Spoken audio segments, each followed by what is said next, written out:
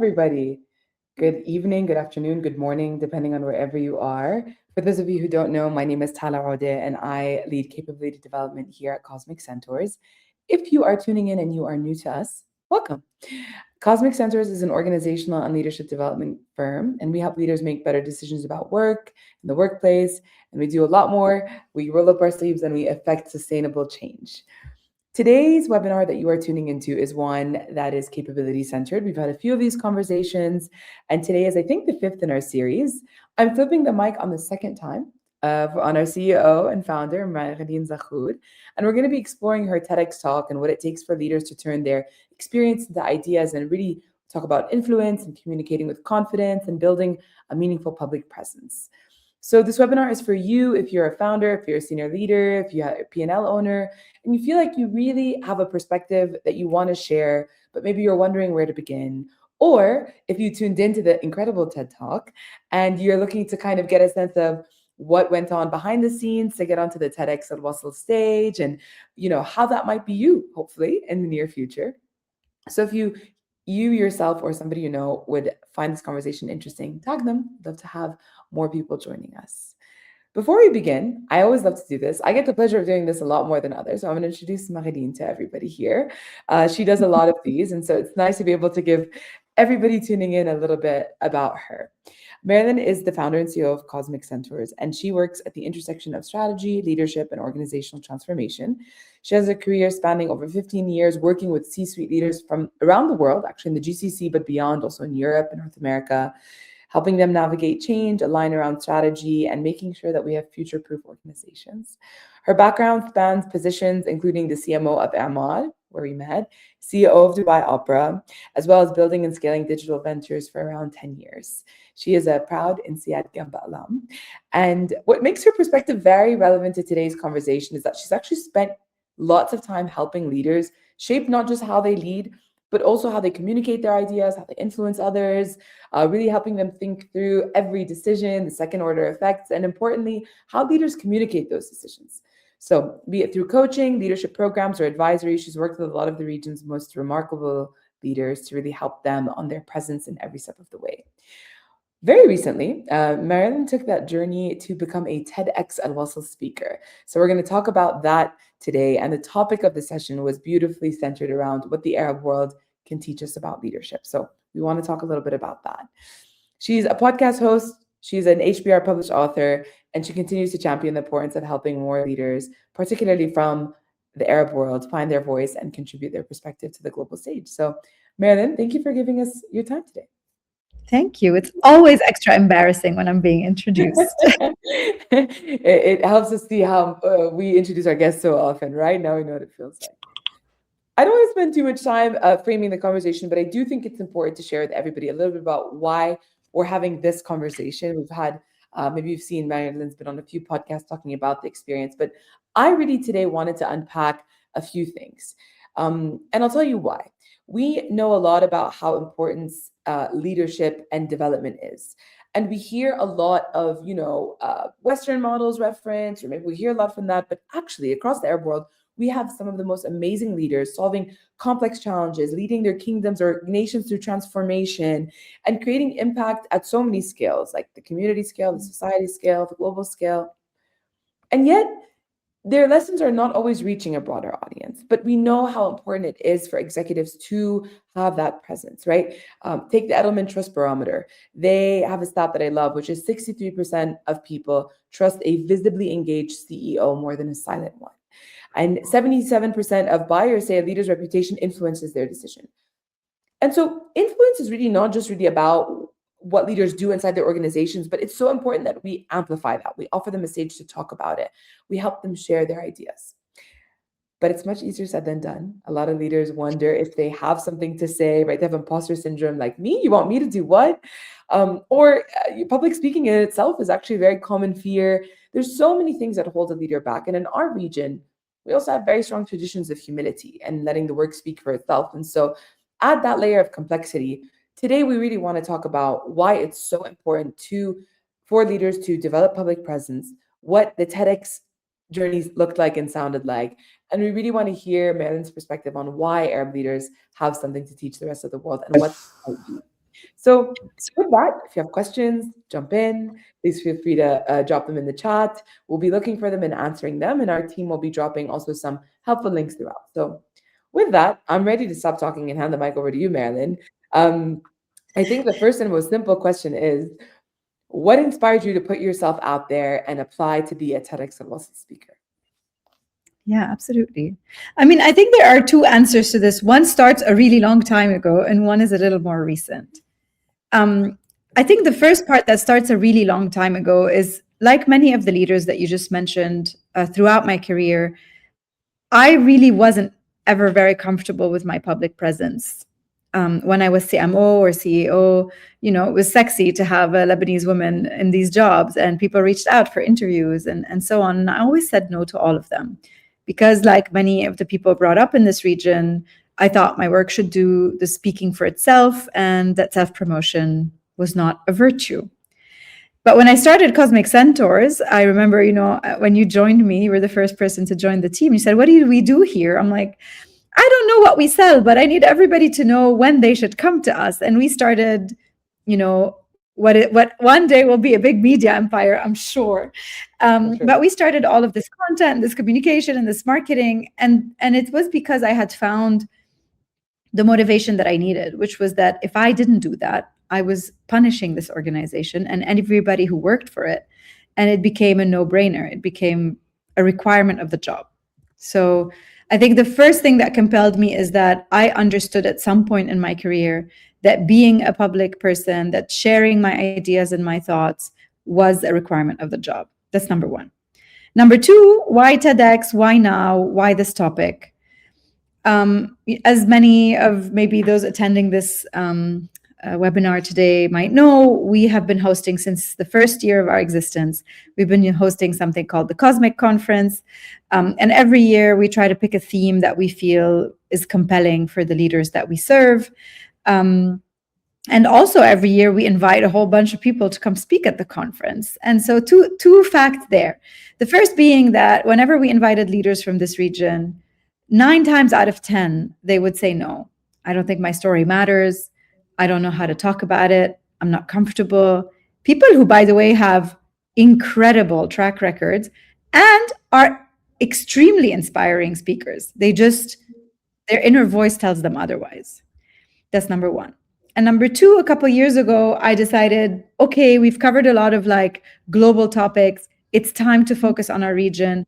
And I said to the team, it is time. We are going to do an episode, like a conference about leading from the Arab world.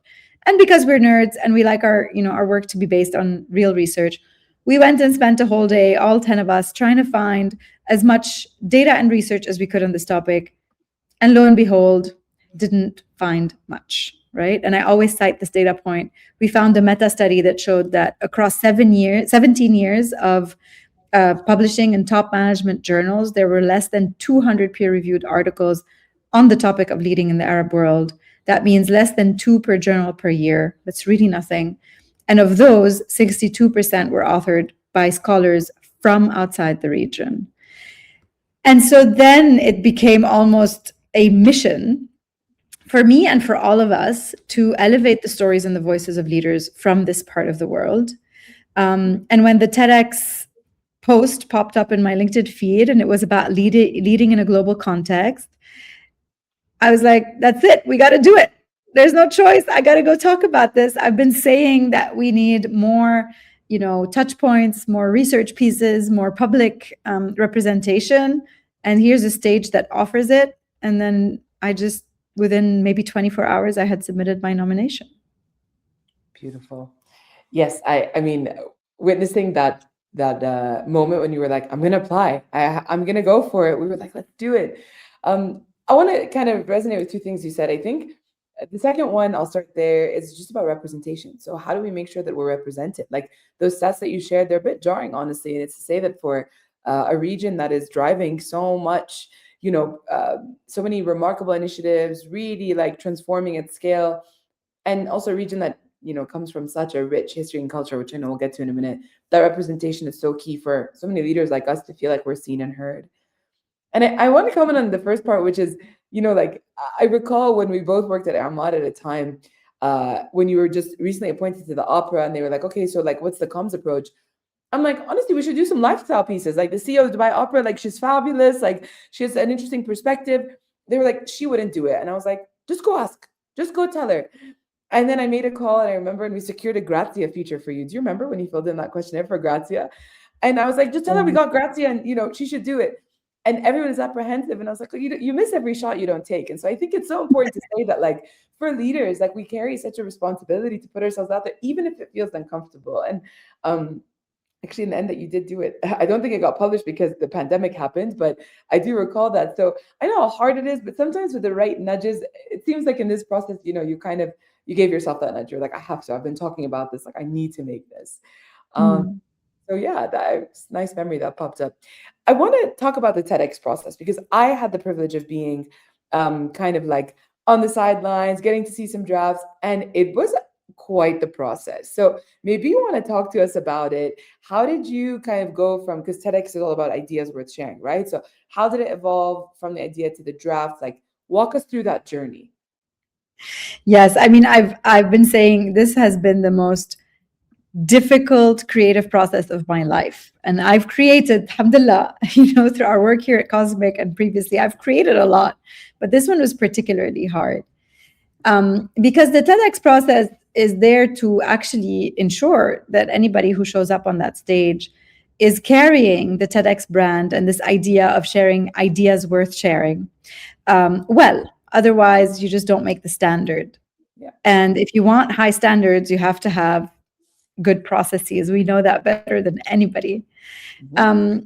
And the process for TED was actually, in my normal life, I mean, I deliver a lot of keynotes and speeches and so on, but I don't think I really start writing something until maybe a week, maximum 10 days to the date. I let it sit in my head a lot. It might be a 2 or 3 month process, but I talk about it with people. I read stuff online. I just let things simmer a lot in my own brain before I write down the first line. And generally, I don't think I've ever done more than like 2 drafts of something, because by the time I sit down to write it, it's very clear in my head what I'm going to say. And that's that. And then I go up, I deliver it, we're done. And the TEDx process is very different. You have to submit your first draft, I think, at least if you follow the process strictly, with which Faith did, the organizer of the TEDx Al Wasl event. Bless her. She's been amazing. So you have to submit it like a good month and a half or 2 before you're going to be on stage. And I found that really hard because I also I write my speeches with my body. I listen to things the week before, they inspire me. I might have watched a film or a documentary and something will emerge from it. And writing something a full 2 months before I was meant to deliver it was just the hardest thing ever. And, I remember joking, because I pride myself on being like a structured, rational person, that this was maybe the first time in my life that I behaved like a proper artist. I would have meltdowns. I would write the whole speech, think it was the best thing I'd ever written, and then put it in the bin. I would have emotional breakdowns that if I didn't feel supported enough by my usual, you yourself, Rhea, and any of the other people that I usually write with or through or, in partnership, it was just the hardest thing emotionally. And it was also really hard because, when I submitted my nomination to be selected, I was like, yeah, no, I know exactly what I'm going to talk about. I'm going to talk about the qualities of leaders in the Arab world that everybody should learn from. I know exactly, no worries. I got this. But then most of the time, the stuff that we do, we have leaders in the room. We know exactly who they are, what their age group is, what their nationality, their background, their story, the companies they work for. We know who's in the room. But when you're writing for TEDx, of course, you're writing for the audience in the room, but you're hoping that you're writing for the audience all around the world.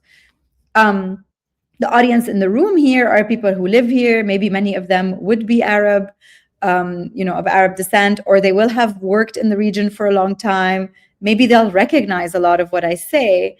But I also, at the same time, have to write for someone halfway around the globe who's never been near the Arab world. And I still have to find something that a way of framing these ideas that speaks to them, that touches them, whether they're 15 or 70 years old, whether they're in Brazil or in Japan. And when you start to think of the kind of the scale of the people that you have to speak to, it just becomes really, really hard. And that's why the TEDx, principle of an idea worth sharing is so important, because you have no common ground with the people in the audience, that you have to make that assumption. And then you have to figure out, like, how do you distill something that to me was very complex and layered into a single idea? If I had to tell you what I was talking about in one sentence, what would it be? And so it wasn't until a few weeks into the process where I was finally able to say, oh, no, I know what the one idea is. And all the drafts before that was just leading up to this moment. And then after that, I also rewrote my speech a few times.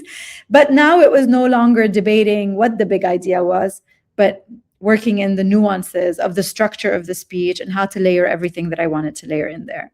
So that was the process. That's the writing process. And then, of course, you have the delivery process, which is once you're finished writing your speech, or 80% of it, you record it, you send it for feedback. We had two incredible coaches, Khalid and Sami, who gave us, feedback on how we were delivering it. We did it in person, in front of them. You were there, Tala. And so again, and then, by the way, the week before the actual delivery, I repeated this speech over and over and over and over again. My poor husband had to listen to me say it out loud the night before 5 times in a row. So that's an hour and a half of listening to me repeat the same speech. So if you want to do it well, it really does take a lot of discipline as well. And believing that excellence comes through repetition and being willing to fully engage in that process. So yeah, quite painful, but extremely useful. Yeah. Honestly, I think like I learned watching so much about the process, just witnessing you, and also to see how so many different leaders who take the stage or speakers, they put their spin on things. So, for example, with your process, like your storytelling style is to weave stories together, to layer them, to mix past and present, to kind of, and a lot of the TEDx ideas and the TED Talks that you see are centered around a single story, a single idea. I climbed a mountain, I overcame something, one piece of research. And it's all good. Both are really valuable. But what was so interesting to see is like, well, how does Marilyn put her own spin on it, where it's not just a single story, but rather layering? And I thought that was a beautiful, unique element that you put on yours, right? And it was really fun. How was that? How did you feel like trying to kind of first conform to maybe having one story, but then you're like, I'm not doing it like this, I'm doing it my way. Like, because I think a lot of leaders who are thinking about it maybe don't see that they can actually write in a way that feels authentic to them and speak in a way that feels authentic to them, because they feel like TED must have certain guidelines or certain protocols, Yeah, no, absolutely. And of course, in the beginning, what you do is you go and you listen to other TED Talks. And of course, the most famous ones, the Brene Browns and the whatevers. And you're like, but it's not, I don't have a single story to tell. I have 1,000. I felt like the 1,001 Nights with Shahrazad. I was like, but I'm from the Arab world. I cannot, like, it's also cultural to me. Like, it's not, I don't communicate with big, simple statements. Anglo-Saxon cultures are quite gifted at that, right? The sound bite that they repeat over and over and over again. And then I just had to accept that I wasn't going to sound like that. And that was a gift, not not something to overcome. That was number one. So there was, again, a big emotional process of saying, like, I will not tell a single story, because no single story does this story justice. And as I said, I was wanting to share what leaders here can teach the rest of the world. And to me, that was a combination of the leaders I grew up with, the leaders I see around me today, those that inspired me, those that mentored me, but also our history, because actually most of us don't know much about the history of the Arab world and the Arab Empire and our glory days, and so I want to talk about the present. I want to talk about the future. I wanted to layer all of these things in. And I just had to relinquish this idea that I needed to sound like other TEDx speakers. And I had to be celebratory, I think, of my voice. And my voice is always a voice that layers complex things together. But as you said, like, weaving them together to tell a great story. And I remember I had this breakthrough moment with Suzanne, my coach, because I was telling her this. I was like, I'm struggling. I don't want to do that. I need to layer. I'm a weaver, blah, blah, blah. And then this image came to me. And maybe not many people have seen the show, but if you have, I think it might resonate. So there's a show called The Wheel of Time.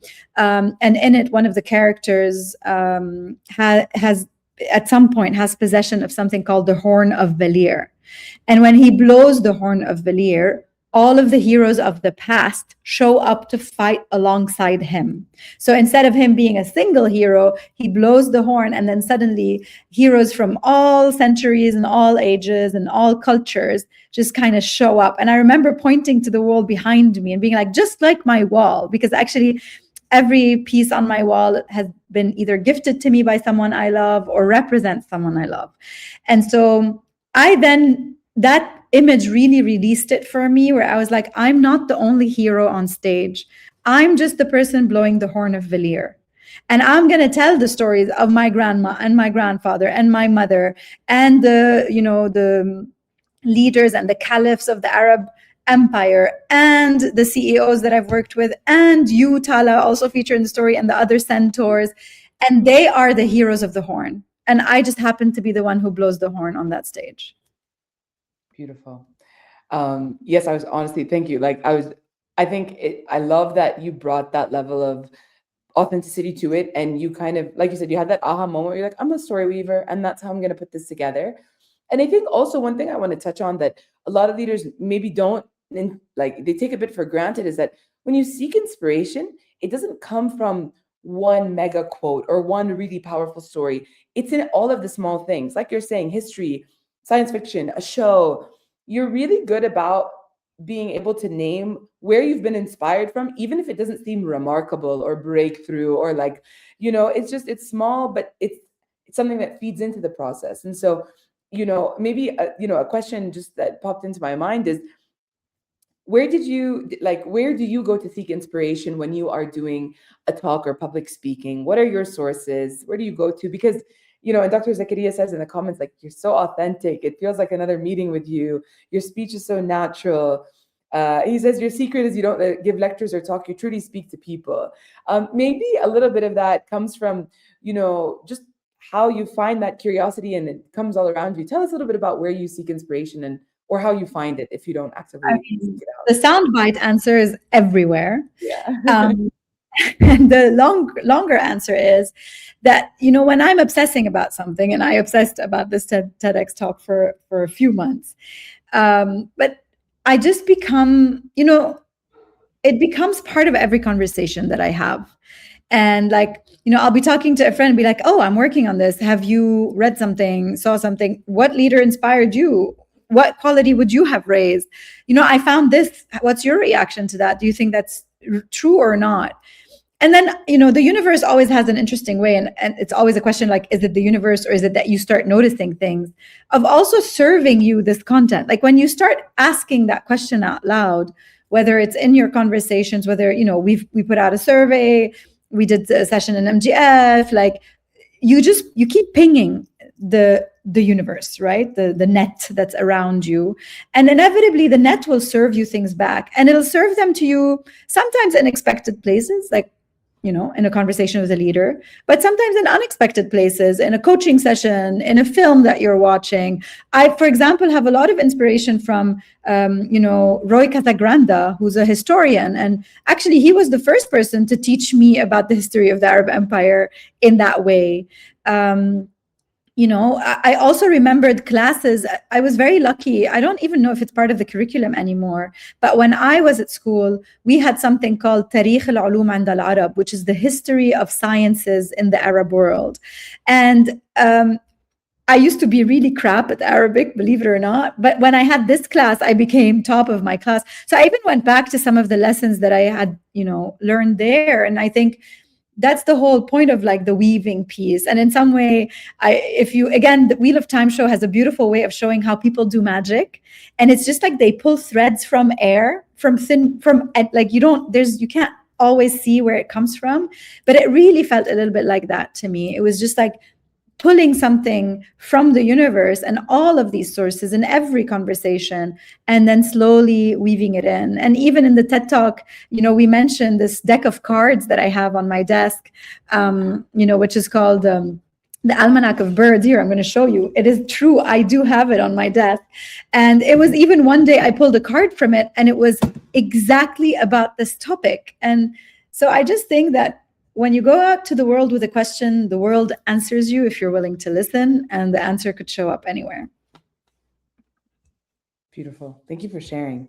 I want to take us to kind of our next set of questions, which is really around for leaders in the audience who are thinking that, they're a bit apprehensive. Maybe they believe they have deep expertise in a topic, but they don't see themselves as a public figure or a thought leader.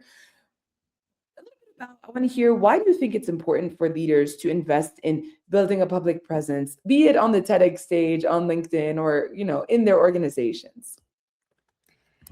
I mean, I have personal reasons, and then I can give them their reasons. For me, and it's been kind of a calling, if you want to call it that, I always say this: I want my daughter to grow up with role models, whether they're experts, whether they're leaders, whatever they may be, that look and sound like her.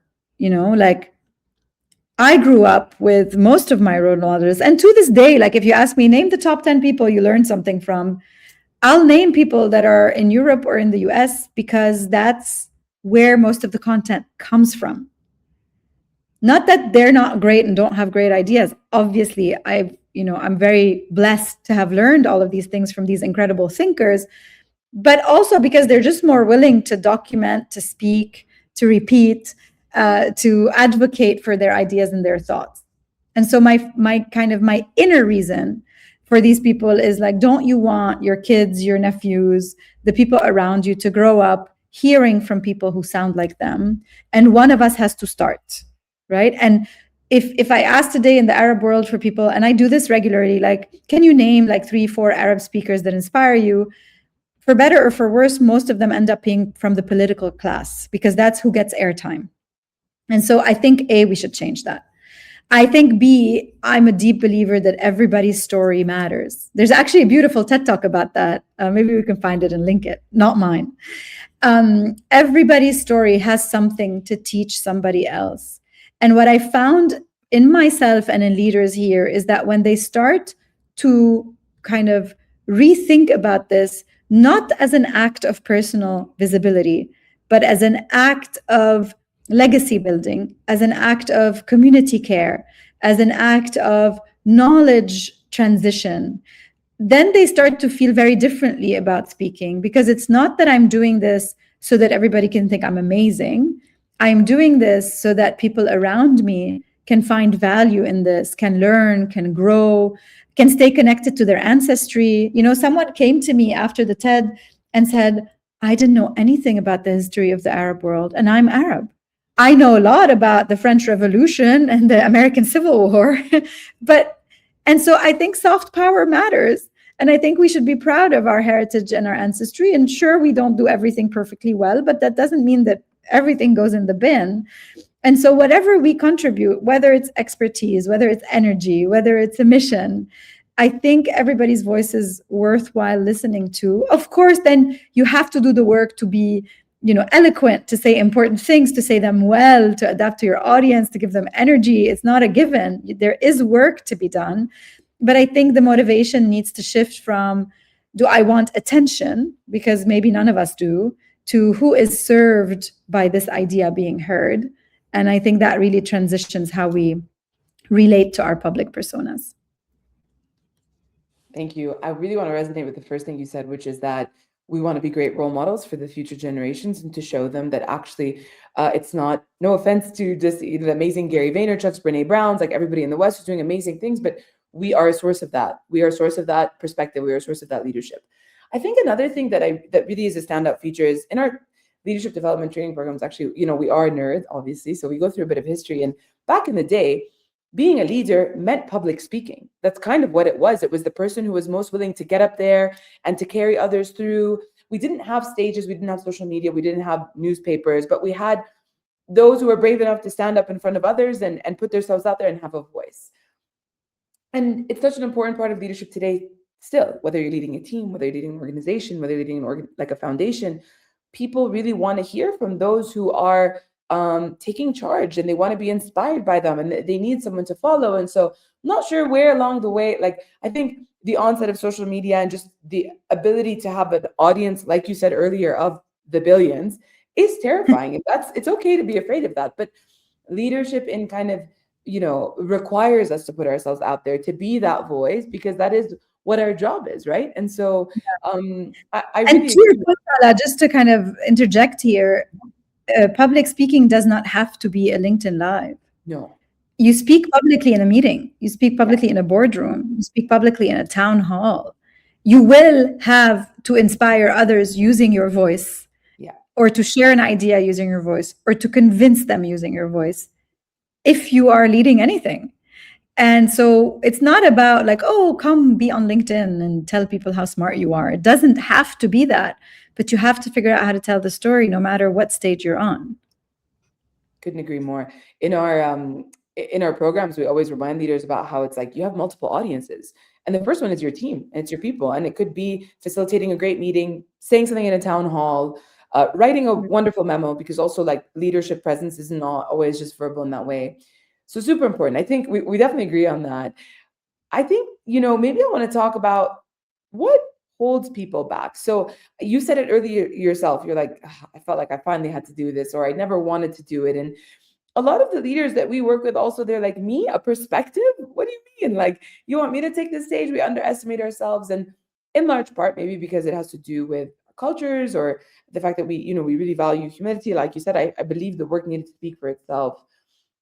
In your experience, what holds people back, if there's anything you want to add to that? And also, what do we miss out on when we don't do it, right? When we don't put ourselves out there and communicate? But what are we missing here when leaders choose not to engage in their ideas?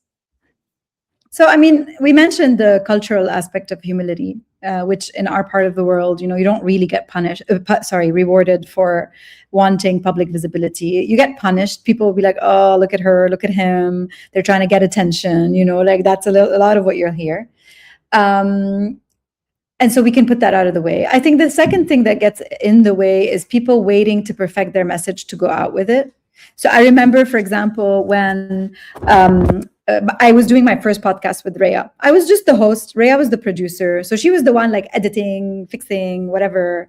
And she took so long to publish our first episode. It had been like 6 months between the time we recorded it and the time we published it. And I was like, I gave her a deadline. I'm like, just put it out there. February 14, we're done. We're publishing. I don't care if you think it's good, if you think it's bad, it's happening. And I think because we're afraid of the judgment of others, we spend so much time trying to polish the first draft or the first thing we're going to release. Well, actually, what that takes away is practice. One of our principles in the company is no one cares that you exist. And the reason we say that is because we know people are so afraid of hitting that publish button. Like, I've seen people agonize over a LinkedIn post for 2 weeks. I'm like, by the way, my dear, no one's going to see it. And even those who see it 2 days later will not remember it. So you're fine. Go for it. Like, liberate yourself from these constraints. So I think definitely there's the fear of judgment, the fear of being misrepresented or misunderstood. There's a lot of, those basic emotions that come into it. Something we share often in our trainings is that our brain treats, the fact of seeing multiple. So if you're speaking on a stage and you see a lot of eyes looking at you, our brain literally activates the same region as if a lion was about to attack you in the savannah. So we literally perceive public speaking as a life or death threat. And so there's a lot to manage and regulate in order to be able to get there. But if you don't start, then you'll never continue. And so for me, it's just, you got to get over yourself. If this is a calling, there's going to be so many voices in your head and so many voices around you telling you not to do it. But if you don't, then you're taking away your capacity to become good at it. Because every post, every webinar, every interaction is an opportunity to improve. And if you never start, then you never will. I love that. We always say progress before perfection. Like, you'll actually never achieve perfection. It'll never happen. But just putting yourself out there. I mean, I'm victim to it as well. I'm like, but the article's not perfect. And you're like, post the article. Just get it out there. You'll get a perspective. And I think it's so valuable because, like you said, we missed out on the opportunity to train that muscle, to build it. It's really key. I want to talk a little bit about the compelling communicator, and then I want to dive into some of the research and the topic that you uncovered on stage. So one of the ways that you're helping beyond, inspiring leaders through conversations like this is through a structured program. The compelling communicator is something that you're really passionate about. I want to ask you two things about it. One is, what can those who are tuning in that maybe are feeling ready, they're like, okay, Marilyn, you've convinced me. I'm really ready to build my presence. And I'm not ready for TEDx just yet, but I'm ready for the first few steps. What does the program look like? And the second thing is, for leaders who feel like they have to do this alone, what would you advise them? Like, is this a collective process? Is this an undertaking they should take on solo? Or is this something you feel like they could do with a friend, with a partner, with a cohort? So maybe the first question about the program, and then a little bit more about how people don't feel like they need to do this by themselves. Yeah, I mean, the program started a little bit naturally because over the years, as I started to try and do this myself, I had people around me, friends, colleagues, peers, who said, "Oh, like, I really wish I knew how to do this the way you do. Can you help me?" And so I think this started like a good 3 years ago, when the first of my friends said that to me. And so I was like, okay, let me think about this. I've done this very intuitively, but let me see if I can put together a process that feels a bit more structured. And I leaned in on my branding experience, my marketing experience, and so on. And I started developing this thing that I did with friends, really, to help them nail their brand essence, be clear on who they want to talk to, why they want to do any of this, and start to help them with the very structured, like, content pillars, channels, calendars, the stuff that you do for a brand, really. And then over time discovered this thing had a lot of real value. And so now I offer these one-on-one series of, like, coaching, I guess you could call them, sessions for people who really want to elevate their voice and be present on more stages, whether, again, internal or external to their organization.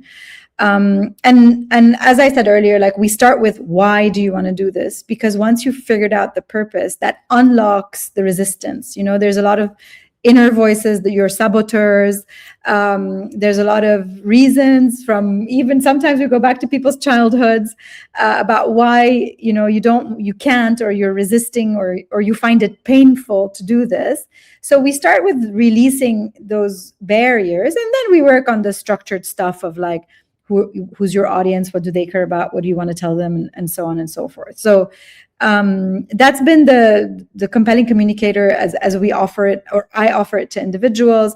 Of course, we have a version of this program that is for companies and for, like, teams of leaders, where there the added dimension is also, how do you represent the voice of the firm? Because you're not just representing yourself, you're also representing your company and its agenda. And so how do you remain authentic, because you still want to sound like yourself, while also having a unified messaging around what the company is trying to accomplish.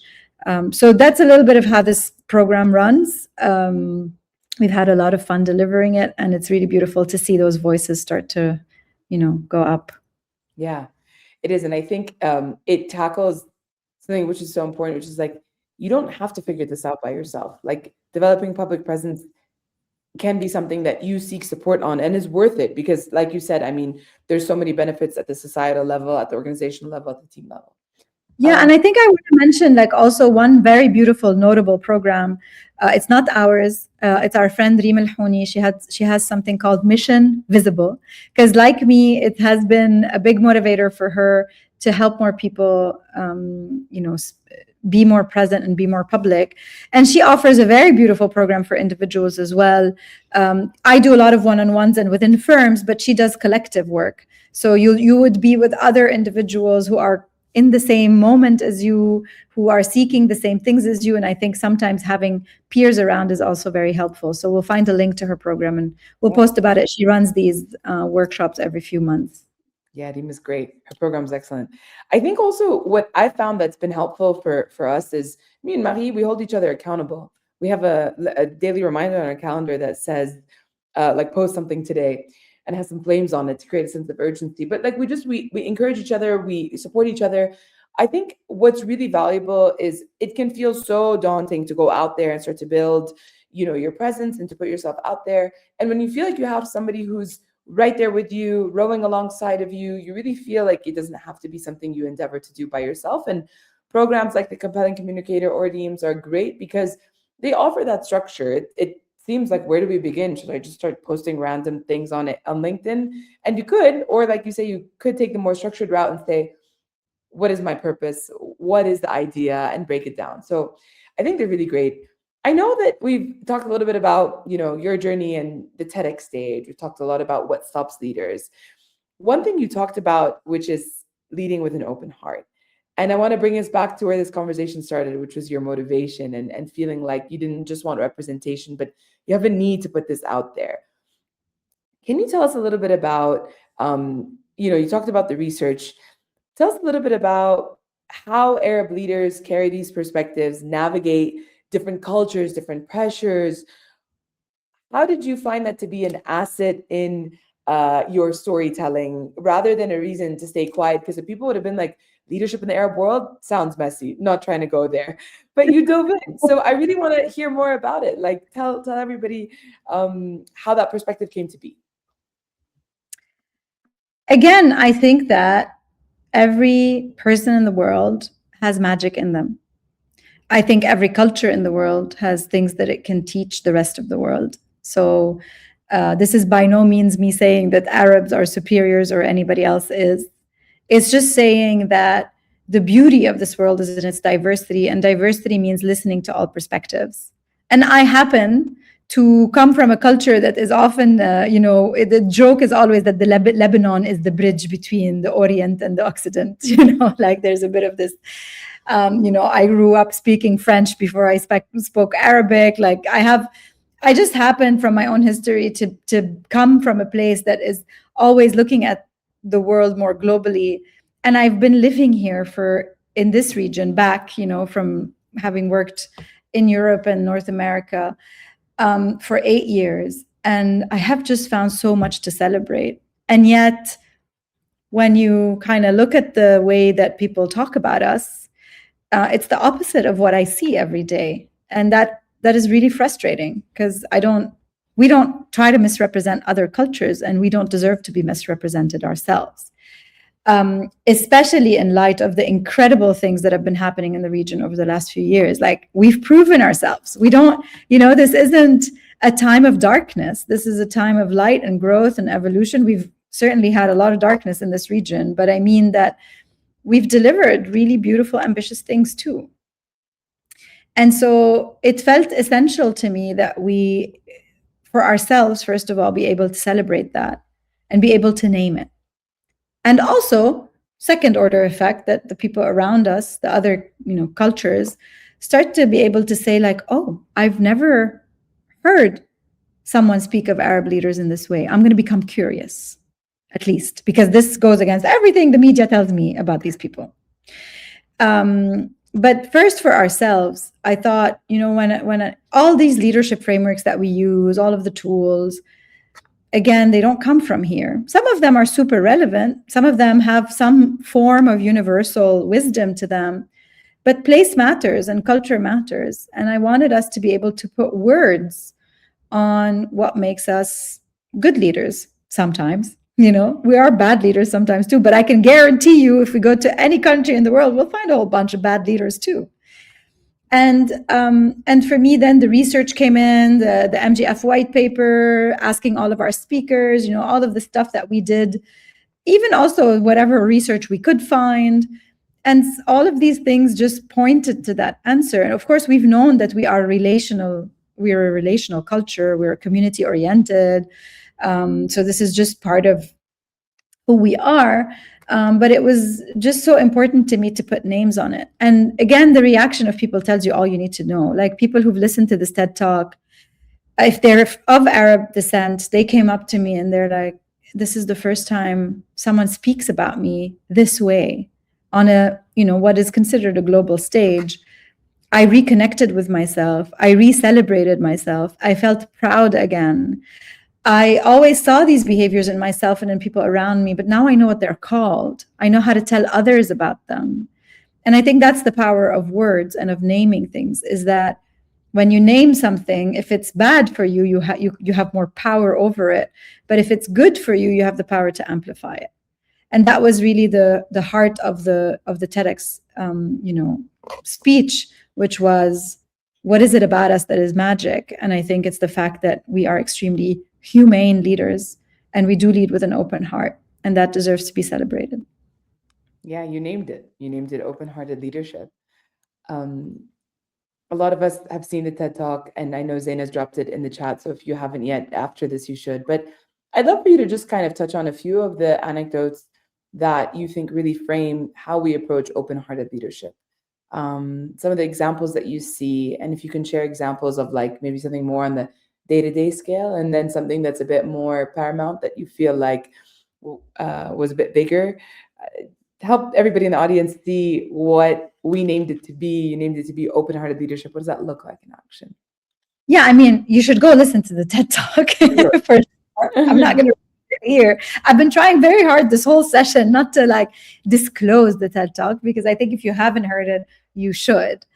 But I'll say that, for me, I broke down open-hearted leadership into 4 qualities, and they're not exhaustive by any means, but they were the more salient, the more present ones. Karam, which is generosity, the way that we welcome others. I mean, anyone who's been to the Arab world, you hear these stories. Like, I went to Beirut and I was adopted by a Lebanese, and they took care of me and they took me around, and I had lunch with their family on Sunday. Like, how many of our American and European colleagues and friends have told this story about any part of the world, Saudi, anywhere? And so that's number 1. Number 2 was tawqir, which is a form of respect, of reverence to the other, of like really caring about each individual within the community and making them feel important and making them feel seen and making them matter. And we do this a lot in our day-to-day. Like, today, a friend of mine who's like genuinely overwhelmed at work, I had an important personal appointment, and like, she remembered. And she didn't have to. She didn't have to remember that it's Thursday, Marilyn has this thing, I'm going to remember to ask her about it. But she did. And I think like in these very small ways, and how we remember the smallest thing, for me, for example, I mean, I don't talk a lot about myself in the TED Talk because I didn't feel good about that. Surprise, surprise. But something, for example, that I've done with my friends is I really remember what everyone likes to eat or not, which ingredient you love or hate. It's a whole thing for me. Like, I have a map of you as an individual and all of your favorite tastes and the ones that you don't like. And it really matters to me that if I cook for you or recommend something for you to eat, that it matches your preferences. So that's an example of how I do it. It's really small, but it matters that you remember that someone doesn't eat olives or raw tomatoes or whatever it might be. The third quality is shura, which is consultation. And when I first moved to the region, I found it really strange how people ran meetings here, which was that like leaders would invite everybody else to talk. And at first I thought it was a way of copping out of making a decision, or not taking ownership of a decision.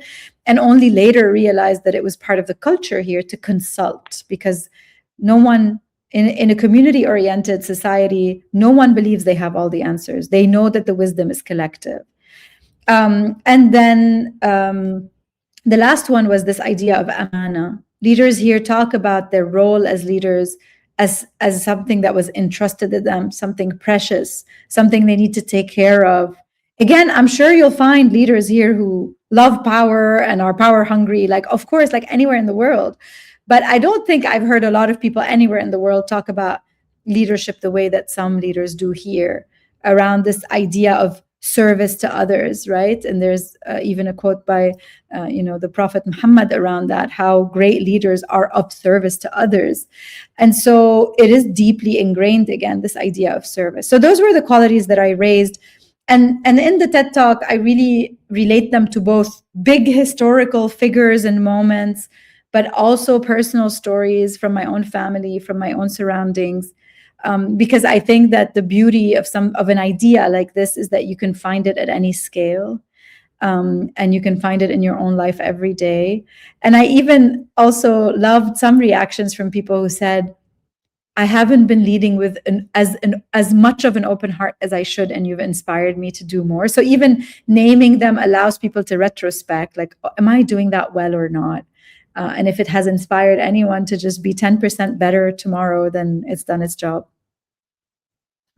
Yeah, thank you for divulging. I know that it's definitely important for everybody to tune in, but what I really believe is so valuable, like you're saying, is we have now 5 terms that we can view the world through, like a lens.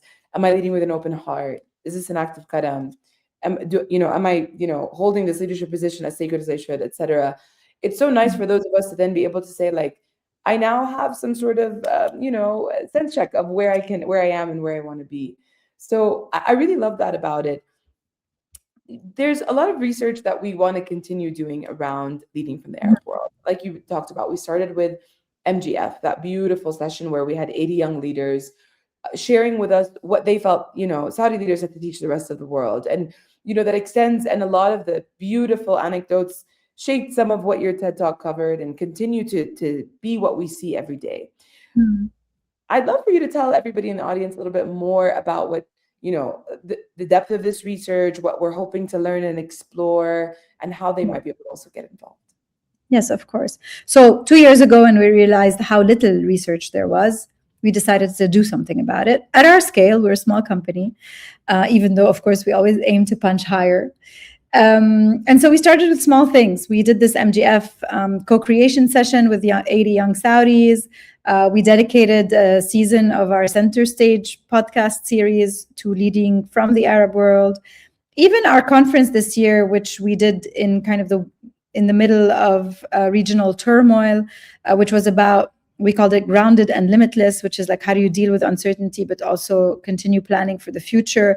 I think more than 80% of the speakers were from here. So we learned a lot also about how we lead through uncertainty. We learned about concepts from like colleagues like Wissam around containment. So we also learned a lot about qualities of leadership in times of uncertainty from this region. And then most recently, we've partnered with INSEAD to do a research series on leadership made in the UAE. We want to continue our leadership made in Saudi series as well, which started with MGF. So if there are any academic partners that are interested in tackling this with us, please contact us. We want to spend time, again, unearthing the narratives and the specificities. We do not make the mistake to think that all GCC countries are the same. We do share a lot, but every country in the Arab world has very, very different ways of working and value. And so we just want to continue doing this research, and we invite anyone who's interested to join us. But also, I want to invite leaders to raise their voice, whether with us or without us, to be on that stage, to share the content, to document their wisdom, to make it available to others. I think we're at a generation where we are disconnecting from the wisdom of our elders. I think our grandparents still hold some of that wisdom, but on the whole, we've kind of somehow disconnected from it. And I think it's a very important time to re-document and to re-archive all of this so that people will have access to all this beautiful wisdom moving forward, whether it's something Cosmic is doing or someone else. I would just love to see more of it happening. Beautiful. Well, you heard it, folks. I mean, the call to action is there. I think that between sharing your perspective in our research, which I know Zainab will drop the links in the comments to feeling like today was that nudge to kind of take that step forward in developing your public presence. It's super important. Marilyn always says this, I'll echo it. Great surveys teach you something. I think you'll find that this survey will leave you in a state of reflection, also offer you that lens through which you can see the world, and hoping to have more partners with us on this. With that, I actually do have to take us to our rapid fire round. I actually didn't think that the time passed so quickly. I looked at the clock and I was like, oh, wow, we've got 7 minutes to go. So a testament to how rich this conversation has been. And also thanks, Marilyn, for kind of exploring and taking us through the journey, not just as we saw it, but everything that went on behind the scenes. I think a lot of people are hopefully walking away today with some new challenges, new perspectives ahead. So with that, our rounds, one, as you know, one word answers or less. Let's talk about the first question I want you to answer is, what is one myth about public speaking that leaders should let go of? that they're going to be good at it or really crap at it the first time, and that's going to be it forever. It's a muscle. If you want to be an athlete, you got to practice. So just begin and get better. Beautiful. And I mean, your perspective, what is the one quality from the Arab world that the rest of the world can learn from? Am I allowed to say leading with an open heart? You have to. I don't think you can say anything else. Wonderful.